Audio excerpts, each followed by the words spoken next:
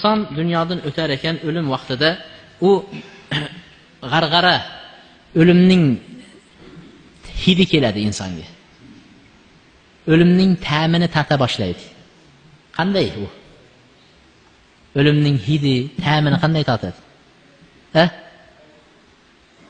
Doktorlar aytadi, bo'ldi deydi. Buni endi deydi, nimadan chiqarib yuboradi, bolnisadan. Chiqarib yuboradi, bo'ldi endi buni tayyorlanaveringlar deydi. Shu vaqtda hidini sezib qolasiz o'limni. Kasallik kuchayganda ta'mini tata boshlaysiz o'limni. Sekin tata boshlaysiz. Bolnisalar qabullamay qo'ygandan keyin, sezasiz o'limingiz yaqinlashganini. Shu vaqtda umid qilar ekansiz. Ko'p narsalarni umid qilar ekansiz. Ya Alloh, namoz o'qiganimda edi, namozlarimni, ya Alloh, shunda Allohdan so'raydigan, Qur'onda Alloh taolo zikr qilgan narsa bor ekan. Inson bitta narsani so'rar ekan. Shu vaqtda Allohdan bir narsa so'rar ekan. Nimani so'raydi? Nimani so'raydi? Umrni so'raydi. Sog'likni so'raydi. Yana nima so'raydi? Mag'firat so'raydi. Yana nima so'raydi? Alloh taolo ibodatimni qabul qilsin deydi. Yana nimani so'raydi? Allah endi men aytay. Allohdan nimani so'rashini? Allah ya ayyuhallazina amanu anfiqu mimma razaqnakum min qabl an yatiya ahadakumul maut. Ey iymon keltirganlar, nafaqa ihsonlarni biz rizq qilib sizlarga bergan narsadan nafaqa ihsonlarni qilinglar, sizlarga o'lim kelishdan oldin deydi.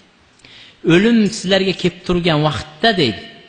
Fayaqul, banda shu o'limni hidlarini sezgan vaqtida fayaqul robbi laula akhartani ila ajalin qarib. Ey Alloh, meni ozgina ajalimni kechiktirsang deb so'rar ekan Allohdan. Ozgina ajalimni kechiktirsang fa as-saddaq, sadaqalar qilgan bo'lardim der ekan. Qarang so'rayotgan narsasini. Sadaqa qilishlikimga ruxsat ber, ozgina kechiksay shu sadaqalar qilib olay der ekan. Namoz o'qib olay demas ekan. Roza tutib olay demas ekan. Shu ozgina umr bergin, kechiktirgin, men sadaqa qilib olay.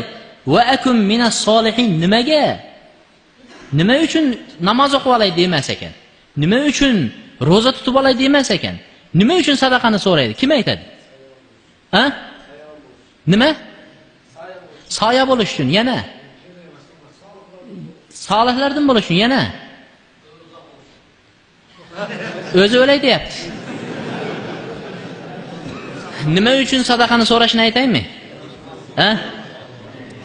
Shuncha yil ishlab, qiynalib, mehnat qilib, shuncha dunyoni tashlab ketayotganingizda birinchidan buni hisoblarini qanday beraman? Alloh der ekansiz. Shuncha dunyoni nimaga tashlab ketyapman o'zi der ekansiz. Shuncha dunyoni nimaga tashlab ketyapman? Shundan ko'ra buni hammasini sadaqa qilib yuborsam, buni gunohidan qutulaman. Bu dunyoni yig'guncha qancha gunohlar qildim, bulardan poklanaman. Ana shuning uchun mana shularni hammasini sadaqa qilib yuborsam deb turib, ana bizlar mehr qo'ygan dunyoni kerak emas ekanini o'lim vaqtida sezar ekanmiz-da. Hozir dunyoni hammamizga kerak bo'lib yotibdi-da. Lekin o'lim kelgan vaqtda, bu dunyo bizlarga kerak emas ekan bu. Bu bizlarga oxirat kerak ekan. Bularni sadaqa qilishim kerak ekan u degan narsa shunda bo'lar ekan. Shuning uchun inson fa as-saddaq, men ularni sadaqa qilib yuborsam, ey Alloh, menga ozgina muhlat bergin der ekan.